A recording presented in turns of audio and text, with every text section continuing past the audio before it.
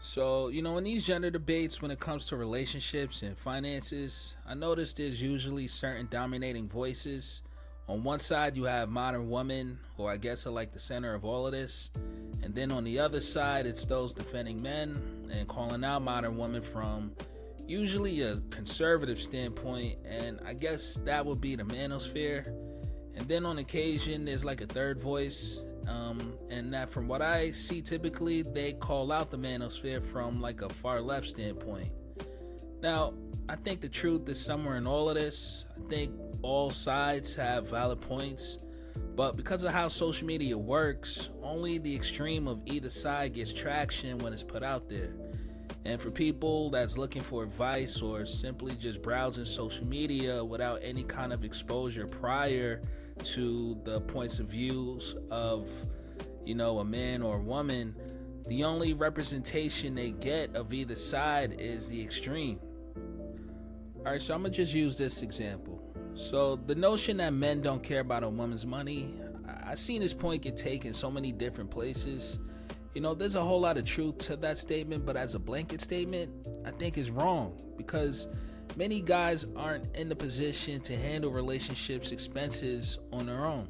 And the truth in that statement is that men are typically simple when it comes to a lot of things, and that simplicity is typically inexpensive, or a guy can handle his own expenses alone. And once they make it past looks, guys are usually focused on a woman's personality. Now, of course, people might go out to eat, go on vacation, a bunch of expenses that might come about in a relationship. And men who are average earning might not have a choice but to look towards the woman they're with for financial contributions, because men historically have been the breadwinners, and when a woman is called to task for her financial contributions, a relationship that isn't solid will experience insecurity on both sides. You might have a man who feels insecure that he's not able to provide all of this all by himself, and then the woman might look at the man as, I guess, being weak or something like that because he's not able to provide everything. But the history of men being breadwinners has so much nuance to it that was kind of out of the average person's control.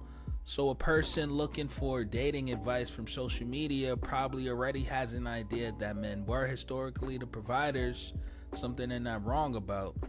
But that advice they get makes them believe that all men in history were able to provide because they were high value men, and that women didn't contribute in any way that would have translated as a financial contribution according to the standards currently. So folks are trying to operate in a way that mimics an incomplete view of history with some extreme advice they get in on social media. So when date night comes up or that vacation comes up, things just fall apart. And the definition I'm using for high value men is the one that's, I guess, popular on social media, because I think all of that kind of stuff is relative. Now, how's this fixed? I don't know. I do notice more lately that both men and women are calling out some of this extreme advice they're hearing, so hopefully that's a trend that continues. But that much is kind of unclear to me. So yeah, anyways, that's it for now. I'm out.